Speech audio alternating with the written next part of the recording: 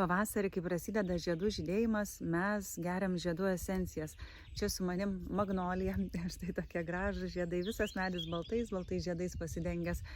Ir aš esu paskaitai kėlusi į indremarija.lt, yra čakrų kursas, ten yra paskaita apie žiedų esencijas, kaip jos gydo, kaip jos padeda.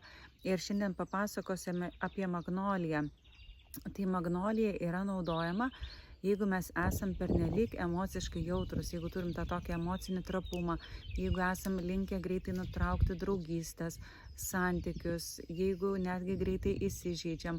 Ir tuo pačiu dar viena tokia labai graži magnolijos tema yra kūrybingumas.